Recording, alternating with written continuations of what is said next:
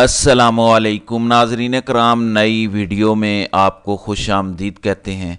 मौजूदा हुकूमती ढांचा खड़ा तो कर दिया गया है इलेक्शन चोरी के नतीजे में और मैंडेट पर डाका डाल के नताइज तब्दील करके, लेकिन इसका बोझ अब बढ़ता जा रहा है और इसका बोझ इस कदर बढ़ता जा रहा है कि अब इस्टेब्लिशमेंट के लिए भी बहुत मुश्किल हो चुका है कि वो इसका वज़न उठाए।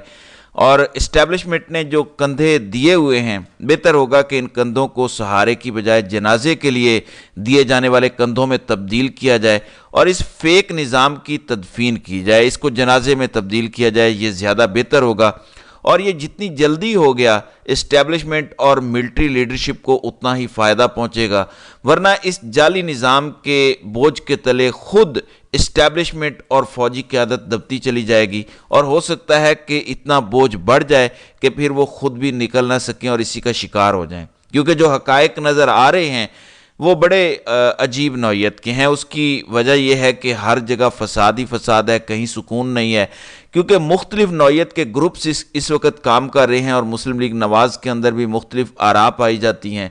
ये आरा उसी वक्त शुरू हो गई थी जब जाली मैंडेट लेने की बात की गई थी। उस वक्त भी मुस्लिम लीग के अंदर से बहुत से लोगों ने कहा था कि ये काम ना किया जाए और नवाज शरीफ ने भी एक रात के लिए विक्ट्री स्पीच मौखर की थी, लेकिन उसके बाद उनको राज़ी किया गया, एक खुशकुन किस्म की तस्वीर दिखाई गई। हालांकि बहुत सारे लीगी रहनुमाओं ने माजरत कर ली थी कि हमें ये मैंडेट नहीं चाहिए और हम इस सिस्टम का हिस्सा नहीं बनेंगे। उसके बाद अब ज़िमनी इलेक्शन है। ज़िमनी इलेक्शन में भी मुस्लिम लीग नवाज़ की कोई भी सरकर्दा लीडरशिप इलेक्शन लड़ने के लिए तैयार नहीं है, क्योंकि उन्हें रिज़ल्ट का पता है, जबकि फॉर्म 47 के तहत वो आना नहीं चाह रहे।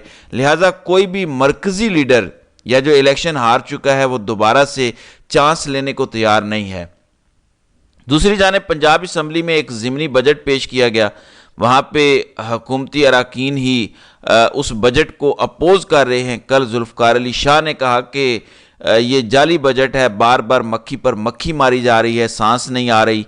हम बहुत मुश्किल मराहिल में हैं, जहाँ ट्रांसपेरेंसी ना रखनी हो वहाँ इतनी मालूमात दे दी जाती हैं कि जहन काम ही ना करे। हम IMF के सामने लेटे हुए हैं।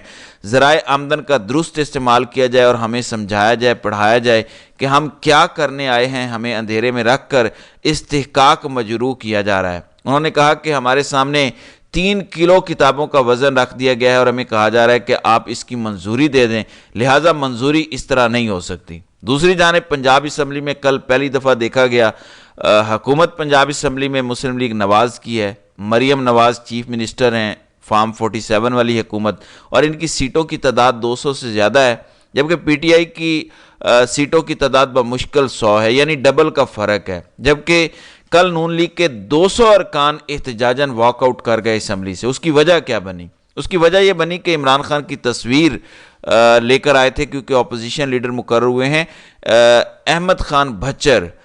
उन्होंने अपनी तकरीर का आगाज़ किया और उन्होंने सामने इमरान खान की तस्वीर रखी हुई थी। अब मसला यह है कि एक तरफ नवाज शरीफ जो कि हुकूमत का हिस्सा है, ना ही वो वज़ीर आज़म है, ना ही उनके पास कोई ओहदा है, वो एक MNA हैं फॉर्म 47 के। अगर वो इजलास की सदारत कर सकते हैं पंजाब के, फिर अगर वो रिपोर्ट मांग सकते हैं इसहाक डार से वज़ारत ख़ारजा की और तारिक फ़ातमी को बराह रास्त टास्क दे सकते हैं कि फ़लाँ मुल्क से रब्ता करें, फ़लाँ के साथ ये करें, अगर नवाज शरीफ ये काम कर सकते हैं तो फिर इमरान खान की तस्वीर लाने में क्या इशू है? तो इस तस्वीर लाने पर ही भरपूर किस्म का हंगामा हुआ और इतना हंगामा हुआ कि डिप्टी स्पीकर को इजलास मुलतवी करना पड़ा और इस दौरान हुकूमती अरकान ऐवान से वॉकआउट कर गए। अब बजट वाला मामला था। अहमद खान भज्जर ने कहा कि बजट में सिर्फ ₹2.75 बजट रखा गया हर नौजवान के लिए। वर्किंग वूमेन, लेबर क्लास, ज़राअत को नज़रअंदाज किया गया। सेहत कार्ड के हवाले से सिर्फ 45 अरब रुपया कौम से मजाक के मुतरादिफ है। ये कल पंजाब असम्बली में हुआ। दूसरी जानिब तहरीक इंसाफ ने 30 मार्च को जलसे का प्लान है इस्लामाबाद में, उसके लिए दरख्वास्त भी दे दी है और इसका जवाब आ जाना है। अगर इंतज़ामिया ने इस जलसे की इजाज़त ना दी तो इस्लामाबाद हाई कोर्ट ने कहा है कि दोबारा हमसे रुजू करें। इससे पहले तहरीक इंसाफ की लीडरशिप फजलुर रहमान को इनवाइट करेगी, जमात इस्लामी को करेगी, महमूद खान अचकजई और सरदार अख्तर मेंगल, GDA, ये तमाम जमातें जो समझती हैं कि धांधली हुई है, इलेक्शन चोरी हुए हैं, उन तमाम जमातों को इनवाइट करेगी। और इस सिलसिले में पहली मुलाकात امیر جماعت اسلامی سراج الحق سے پی ٹی آئی کے وفد کی ہوئی ہے۔ عمر ایوب، اسد قیصر، جنید اکبر اور ڈاکٹر امجد خان وہاں گئے ہیں۔ جماعت اسلامی کے امیر اور سیکرٹری جنرل سے ان کی ملاقات ہوئی، احتجاجی تحریک کے بارے میں یہ ساری گفتگو تھی۔ دوسری جانب جو ڈونلڈ لو کی ہیئرنگ ہوئی، اس میں ڈونلڈ لو نے پچھلے سائفر سے کوئی 10 گنا بڑے میزائل داغ دیے، ایسے میزائل داغے کہ پاکستان کی موجودہ حکومت کو سمجھ نہیں آ رہی کہ وہ کیا کرے۔ ابھی تک ہمارا دفتر خارجہ منہ بند کیے بیٹھا ہے، حالانکہ اسے بتانا چاہیے کہ یہ ہو کیا رہا ہے کہ ہماری پاک ایران گیس پائپ لائن بھی امریکہ نے کنٹرول کرنی ہے، سی پیک کے منصوبے بھی امریکہ نے فریز کرنے ہیں، ڈونلڈ لو نے کرنے ہیں، باقی جو ہماری خارجہ پالیسی وہ کنٹرول کریں گے۔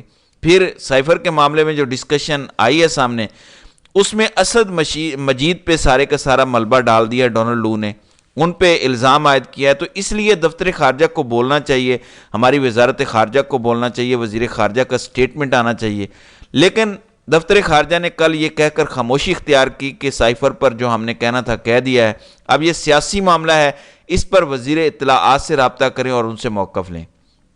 ناظرین کرام، یہ حیرت انگیز بات ہے کہ ادھر ڈونلڈ لو ہیں، اسسٹنٹ سیکرٹری آف اسٹیٹ یعنی کہ نائب وزیر خارجہ ہیں، اور کانگریشنل کمیٹی میں یہ ساری ڈسکشن ہوئی ہے، امپورٹنٹ امریکن پارلیمنٹیرینز اس میں ڈسکشن کر رہے ہیں، سوال و جواب ہوا ہے، لائیو دیکھا گیا ہے، جبکہ ہماری وزارت خارجہ کہہ رہی ہے کہ یہ سیاسی بیان ہے، اس کو وزارت اطلاع و نشریات کو دیکھنا چاہیے۔ تو یہ صورتحال ہے کیونکہ دفتر خارجہ نے ایف آئی آر بھی عمران خان یا شاہ محمود قریشی کے خلاف نہیں درج کروائی تھی۔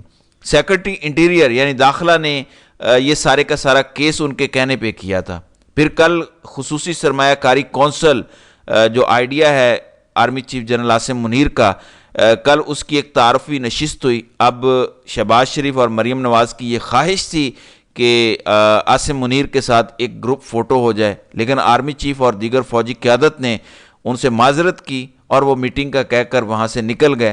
اس میں صرف آرمی چیف ہی نہیں بلکہ دیگر فوجی قیادت بھی موجود تھی۔ پھر خواجہ آصف کی کل ایک ویڈیو چل رہی ہے، خواجہ آصف کیونکہ فارم 47 والے ہیں، ریحانہ امتیاز سیالکوٹ میں جیتی ہیں، وہ فارم 45 لے کے پھر رہی ہیں، جبکہ خواجہ صاحب آگے آگے ہیں کیونکہ سسٹم نے ان کو فارم 47 دیا ہوا ہے۔ اب ایک پروگرام میں اینکر نے ان سے کہا کہ آپ حلفاً کہہ سکتے ہیں کہ آپ جیتے ہوئے ہیں، تو اس پر انہوں نے کہا کہ یہ ایسا ہی ہے جیسے پہلا الیکشن تھا، تو انہوں نے حلف دینے سے انکار کر دیا۔ خواجہ صاحب کو شاید اس بات کا خدشہ تھا کہ معاملات گڑبڑ ہیں، اس لیے انہوں نے جنرل باجوہ اور جنرل فیض کو ایوان میں بلانے کا کہہ دیا۔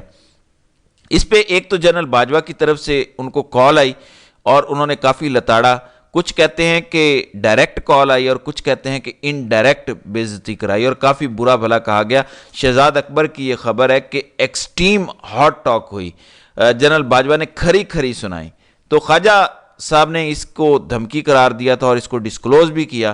پھر وزیر قانون اعظم نذیر تارڑ کہتے ہیں کہ نہ ہی باجوہ صاحب کو نہ ہی جنرل فیض کو بلایا جا سکتا ہے قومی اسمبلی میں، ہاں سٹینڈنگ کمیٹی میں بلایا جا سکتا ہے۔ تو دیکھیں اب اس بارے میں آگے کیا ہوتا ہے۔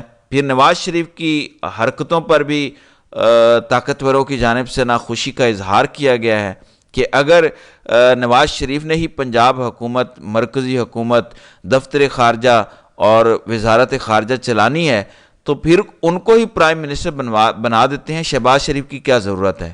تو نواز شریف کو بھی ایک میسج دیا گیا ہے کہ آپ ذرا احتیاط کریں اور اندرونی سیاست سے ذرا دور رہیں۔ تو ناظرین کرام، آپ کی اس ویڈیو کے حوالے سے کیا رائے ہے؟ آپ اپنی رائے کا اظہار کامنٹ سیکشن میں ضرور کیجیے گا۔